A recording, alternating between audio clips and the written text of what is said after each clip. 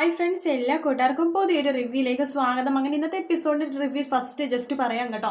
അങ്ങനെ ഇന്നത്തെ എപ്പിസോഡ് തുടങ്ങുമ്പോൾ തന്നെ നമ്മുടെ പൂജാരി പറയുന്നുണ്ട് പൊന്നുൻ്റെ അടുത്ത്, മോളെ ചന്ദന അച്ചാച്ചനെ നെറ്റിയെ ചാർത്തി കൊടുക്കുകയാണെങ്കിൽ അച്ചാച്ചൻ്റെ അസുഖമൊക്കെ പെട്ടെന്ന് മാറും, മോളുടെ പ്രാർത്ഥന ദേവി കേൾക്കും കേട്ടോ എന്നൊക്കെ പറഞ്ഞിട്ട് പ്രസാദവും കാര്യങ്ങളൊക്കെ കൊടുക്കണം. അവിടേക്ക് ജാനകിയും അഭിയും വരുന്നുണ്ട്.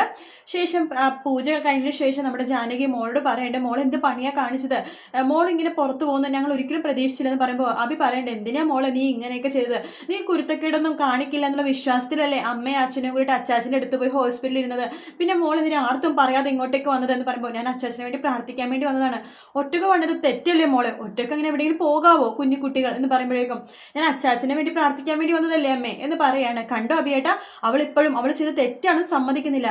മോളെ ഇതൊക്കെ തെറ്റാണ് മോളെ, മോൾ വീട്ടിൽ ആർത്തും പറഞ്ഞിട്ട് ഇങ്ങനെ ഇറങ്ങി പോകാനൊന്നും പാടില്ല കേട്ടോ, അമ്മ എന്തുമാത്രം വിഷമിച്ചെന്ന് മോൾക്ക് അറിയാവോ എന്ന് അഭി പറയുമ്പോഴേക്കും സോറി അമ്മ, ഞാൻ ഇനി ഒരിക്കലും ഇങ്ങനൊന്നും ചെയ്യില്ല. ശരി, പിന്നെ ഞാനും കൂടി വന്നോട്ടെ അച്ചാച്ചനെ കാണാൻ വേണ്ടി ഹോസ്പിറ്റലിൽ. വേണ്ട മോളെ എന്ന് അഭി പറയാണ്.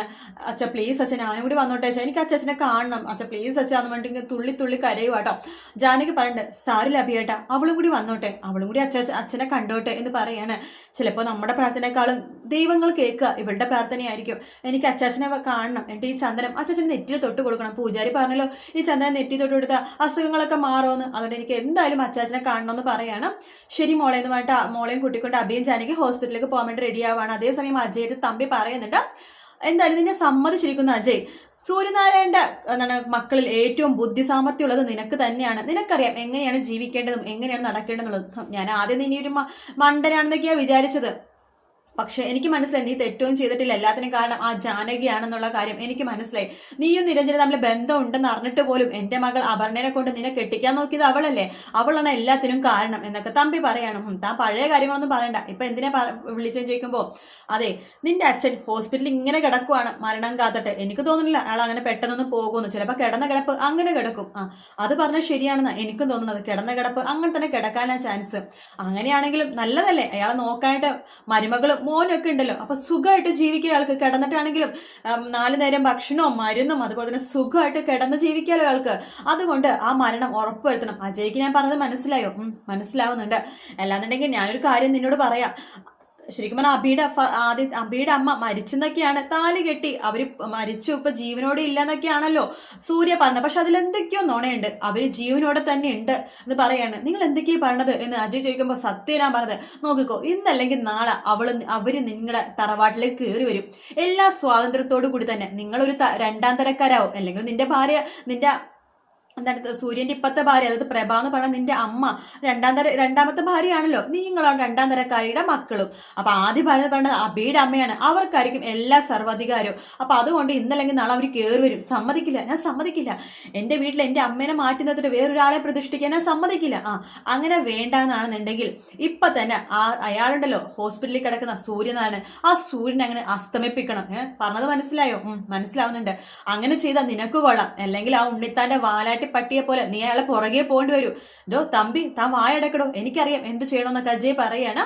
എന്തായാലും ആ അബിയുടെ അമ്മ വരാൻ ഞാൻ സമ്മതിക്കില്ല, അങ്ങനത്തെ ഒരു സ്ത്രീ വന്നാ എനിക്കറിയാം അവരെന്ത് ചെയ്യണമെന്നുള്ളത് എന്നൊക്കെ പറയണം. അപ്പൊ അങ്ങനത്തെ ഒരു സ്ത്രീ ഉണ്ടെന്നുള്ള കാര്യം ഇന്ന് ഉറപ്പായിട്ട് എപ്പിസോഡിൽ പറയുന്നുണ്ട് കേട്ടോ. അതിനുശേഷമാണെന്നുണ്ടെങ്കിൽ നമ്മുടെ വക്കീലാണെന്നുണ്ടെങ്കിൽ സക്കീറാണെങ്കിൽ പറയുന്നുണ്ട് സൂര്യൻ്റെ അടുത്ത്, സൂര്യ സാർ എങ്ങനെയെങ്കിലൊക്കെ കട്ടിലിൽ നിന്ന് എഴുന്നേക്കണം, സാറിന് ഒരു ഇൻട്രസ്റ്റ് ഇല്ലാത്ത പോലെ സാറ് കിടക്കണത്, സാറ് വിചാരിച്ചാൽ മാത്രമേ സാറിന് പഴയ പോലെ എഴുന്നേറ്റ് നടക്കാൻ പറ്റുള്ളൂ, ഡോക്ടറും അതുപോലെ തന്നെ അങ്ങനെ തന്നെയാ പറയണത്. പിന്നെ ജാനകി കവിക്കും വല്ലാത്ത വിഷമമുണ്ട്, സാർ ഒരു താല്പര്യവും ഇല്ല, ഇങ്ങനെ തന്നെ കിടക്കണമെങ്കിൽ കിടക്കട്ടെ അല്ലെങ്കിൽ മരിക്കണമെങ്കിൽ മരിക്കട്ടെ എന്നുള്ള വിചാരമാണ് സാറിന്. സാറ് മനസ്സിരുത്തിയാൽ മാത്രമേ സാറിന് പഴയ പോലെ ആവാൻ പറ്റുള്ളൂ. നോക്ക് സാർ അഭിക്കും ജാനകിക്കും വേണ്ടി ചിലപ്പോൾ സ്വത്തുക്കളും ഭാഗങ്ങളൊക്കെ ഭാഗം വെച്ചിട്ടുണ്ടാവാം, പക്ഷെ അവർക്കത് സുഖമായിട്ട് ജീവിക്കണമെന്നുണ്ടെങ്കിൽ സാർ എഴുന്നേറ്റ് നടക്കണം. അല്ലാന്നുണ്ടെങ്കിൽ എന്താ സംഭവിക്കുന്നത് ഞാൻ പറഞ്ഞുതരാം. അബി ശരിക്കും പറഞ്ഞാൽ സ്വത്തുക്കളൊന്നും ആഗ്രഹിക്കുന്ന ഒരാളല്ല, സാറിന് അറിയാലോ. സ്വന്തം അനിയന്മാർക്ക് വേണ്ടിയിട്ട് അവൻ വേണമെങ്കിൽ സാറ് സ്വത്ത് എഴുതി കൊടുത്താലും അതൊക്കെ അനിയന്മാർക്ക് കൊടുക്കും.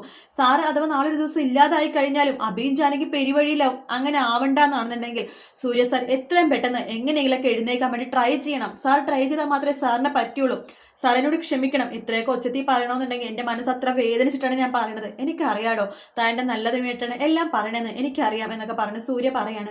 ശരി സർ, ഞാൻ സാർ പറഞ്ഞ കാര്യങ്ങളൊക്കെ ചെയ്തിട്ട് വരാം എന്ന് പറഞ്ഞിട്ട് വക്കീൽ അവിടെ നിന്ന് പോകുക കേട്ടോ. അതിനുശേഷമാണെന്നുണ്ടെങ്കിൽ നമ്മുടെ പ്രഭ അപർണ അടുത്ത് പറയുന്നുണ്ട്, ആ പൊന്നു ഇതായിട്ട് പോയിട്ടൊന്നും കാണുന്നില്ലല്ലോ, നീ അമലിനെ വിളിച്ചിട്ടൊന്ന് പറ. എന്തിനാ പറയണത്? ആരും അന്വേഷിച്ച് വരാൻ പോണെന്നില്ല, അവൾ അഹങ്കാരം കാണിച്ച് പോയതല്ലേ, എവിടെ വെച്ചാൽ പോട്ടെ എന്നൊക്കെ പറയുക കേട്ടോ. അതൊക്കെ ശരി തന്നെയാണ്. പക്ഷെ അവളങ്ങനെ ഈ വീട്ടിൽ കളിച്ച് ചിരിച്ച് വളർന്ന കുഞ്ഞല്ലേ, അതുകൊണ്ട് എവിടെയാ പോയെന്ന് നമുക്ക് അന്വേഷിക്കണ്ടേ എന്നൊക്കെ പറയാണ്. എനിക്കൊന്നും വയ്യ എന്ന് അപർണ പറയുന്നുണ്ട്. ആ സമയത്ത് നിരഞ്ജന വരുന്നുണ്ട്. നിരഞ്ജനെ പൊന്നൂന്റെ കാര്യത്തിൽ അറിഞ്ഞോ? പൊന്നൂന്റെ കാര്യോ? പൊന്നു അപ്പം ഇവിടെ ഇല്ലേ? ഇല്ല, അവൾ ഇറങ്ങിപ്പോയി. എവിടേക്ക് ഇറങ്ങിപ്പോയെന്ന്? ഞാൻ ഹോസ്പിറ്റലിൽ നിന്ന് വന്ന പോണവരെ കുഞ്ഞിവിടെ ഉണ്ടായിരുന്നല്ലോ. ഹോസ്പിറ്റലിൽ പോയിട്ട് തിരിച്ചു വന്നപ്പോൾ കൊച്ചിവിടെ ഇല്ലെന്നോ? എന്തൊക്കെയാ പറയണത് നിങ്ങൾ ചോദിക്കുകയാണ്. അതെ, പൊന്നുവിനെ കാണാനില്ല എന്ന് അപർണ പറയാണ്. എന്നിട്ട് നിങ്ങൾക്ക് ഇങ്ങനെയാണ് ഇരിക്കുന്നത്? എവിടെയെങ്കിലും കംപ്ലൈൻറ്റ് എടുക്കണേ, പോലീസ് സ്റ്റേഷനിൽ കംപ്ലൈൻറ്റ് എടുക്കണേ. എൻ്റെ ജാനകിയും അഭിയേട്ടനും എവിടെയും ചോദിക്കുകയാണ്. അവരന്വേഷിക്കാൻ പോയിട്ടുണ്ടാവുമായിരിക്കും എന്ന് പറയുമ്പോൾ ലച്ചു ഓടി വരുന്നുണ്ട്. അതെ, അപർണയെടുത്ത് ജാനകിയെടുത്ത് ഇപ്പോൾ വിളിച്ചായിരുന്നു, പൊന്നുവിനെ കണ്ടു എന്ന്. അവൾ അമ്പലത്തിൽ പോയിരിക്കായിരുന്നു അച്ചാച്ചന് വേണ്ടി പ്രാർത്ഥിക്കാനായിട്ട്. ഹോ, നല്ല കഥ. അച്ചാച്ചന് വേണ്ടി പ്രാർത്ഥിക്കാൻ വേണ്ടി അവൾ അമ്പലത്തിൽ പോയിരിക്കുന്നു. ഇവള് കണ്ടില്ലേ അമ്മ പരുങ്ങണത്? ഇവള് പൊന്നൂന അവളെവിടെയെങ്കിലും കറങ്ങാൻ നടക്കാൻ പോയതായിരിക്കും. അവളിപ്പോൾ പൊന്നുവിനെ വലിയ ആളാക്കാൻ വേണ്ടിയിട്ട് ഞങ്ങളുടെ മുമ്പ് പുതിയ കഥ പറയാം. ഞാൻ പുതിയ കഥയെന്ന് പറഞ്ഞല്ല, പൊന്നു പ്രാർത്ഥിക്കാൻ തന്നെ വേണ്ടി അമ്പലത്തിൽ പോയാ. എന്ത്, ആ കുഞ്ഞുകുട്ടി അമ്പലത്തിൽ പോയെന്നോ? അതെ എന്ന് ലച്ചു പറയാണ്. ശേഷം ലച്ചു അവിടെ നിന്ന് പോകുവാണ്. അപ്പം നിരഞ്ജന പറഞ്ഞ അമ്മയെ നോക്കമ്മേ, ലച്ചു പോലും പൊന്നു പോലും അമ്പലത്തിൽ പോയി പ്രാർത്ഥിക്കുന്നു. അമ്മക്ക് ഒന്ന് ഹോസ്പിറ്റലിൽ വരെ ഒന്ന് വന്നൂടെയമ്മേ. അച്ഛനറിയാവുന്ന എല്ലാവരും അച്ഛനെ വന്ന് കാണുന്നുണ്ട്. ഇന്ന് ഞാൻ പോയപ്പോൾ ഓഫീസിൽ നിന്ന് കുറേ പേര് അച്ഛനെ വന്ന് കണ്ടു. അവരുടെ എല്ലാവരുടെയും വിശ്വാസം എന്തെന്നറിയാമോ? അമ്മ അപ്പത്തെ റൂമിൽ വിഷമിച്ച് കിടക്കുവാണെന്നാ. അമ്മ ഒരു പ്രാവശ്യമെങ്കിലും പോയി കാണുന്നു പറയുമ്പോൾ ഞാൻ പോയി കാണുന്നില്ല. എന്തിനു ഞാൻ പോയി കാണണം? എന്നെ ചതിച്ചൊരാളെ എനിക്ക് പോയി കാണണ്ട എന്ന രീതിയിൽ പ്രഭാവതി ഒരു പറയാട്ടോ. ശേഷം നമ്മുടെ പൊന്നു ഹോസ്പിറ്റലിൽ എത്തുമ്പോൾ നേഴ്സ് ICU കയറ്റാൻ വേണ്ടി സമ്മതിക്കുന്നില്ല. അപ്പോൾ ഡോക്ടർ പറയണ്ട, അബിയുടെ മോളല്ലേ, മോളുടെ പേര് എന്ന് ചോദിക്കുമ്പോൾ പൊന്നു എന്നാണ്. മോള് കയറി കണ്ടോ, അച്ഛനെ കയറി കണ്ടോ എന്ന് പറയാണ്. അങ്ങനെ പൊന്നു അച്ചാച്ചനെ കാണാൻ വേണ്ടി പോയി കാണുന്നുണ്ട്. നെറ്റിയിൽ ചന്ദനം വെച്ച് കൊടുക്കുന്നുണ്ട്. അച്ചാച്ച വിഷമിക്കൊന്നും വേണ്ട കേട്ടോ, ഇത് തിരുമേനി തന്ന ചന്ദനമാണ്. ഈ ചന്ദനം ചാർത്തിക്കഴിഞ്ഞാൽ അസുഖം മാറുന്ന തിരുമേനി പറഞ്ഞത് എന്ന് പറയുമ്പോൾ നമ്മുടെ സൂര്യക്ക് വല്ലാത്ത സന്തോഷവും സങ്കടവും ഒക്കെ തോന്നുന്നുണ്ട്. എൻ്റെ പൊന്നു മോളെ, നിന്നെ ഒന്ന് തലോടാൻ പോലും എനിക്കിപ്പോൾ ആവുന്നില്ലല്ലോ എന്നൊക്കെ പറയുമ്പോൾ പൊന്നു പണ്ട് വിഷമിക്കേണ്ട അച്ചാച്ച, എല്ലാം ശരിയാവും എന്നൊക്കെ പറയുന്നിടത്താണ് എപ്പിസോഡ് തീരുന്നത്. എന്തായാലും ഇന്നത്തെ എപ്പിസോഡിൽ ഇത്രയും ഉണ്ടാവുള്ളൂ. ഇനി പറയാൻ പോകുന്നത് ഞാൻ ഇതിൻ്റെ റീമേക്ക് ഭാഗത്തിലെ കാര്യമാണ് പറയാൻ പോണത്. അങ്ങനെ നമ്മുടെ അബിയുടെ അമ്മ എന്ന് പറഞ്ഞ ഒരാളൊക്കെ ഉണ്ട് കേട്ടോ. അബിയുടെ അമ്മ വരും. അതുപോലെ തന്നെ എൻ്റെ ജാനകിയുടെ അച്ഛൻ തമ്പിയാണെന്ന് അറിയും, പക്ഷെ അമ്മ ആരാണെന്ന് അറിയുന്നില്ല. ഒരുപാട് പേര് പറയുന്നത്, അതായത് ഇതിന്റെ റീമേക്കിൽ പറയണത് ഈ ജാനകിയുടെ അമ്മ ശരിക്കും പറഞ്ഞാൽ നിരഞ്ജനയുടെ അമ്മയാണെന്നാണ്. എനിക്ക് തോന്നുന്നില്ല അങ്ങനത്തെ ഒരു സ്റ്റോറി അതിന്റെ പിന്നിൽ ഉണ്ടാവും എന്നുള്ളത് എനിക്ക് തോന്നണമെന്നില്ല. എന്തായാലും ജാനകിയുടെ അച്ഛൻ തമ്പി തന്നെയാണ്. അപ്പൊ അതിന്റെ ഭാഗമായിരിക്കും നമ്മൾക്ക് ഇനി ഇപ്പൊ ഈ ആഴ്ച കാണാൻ പോണത്.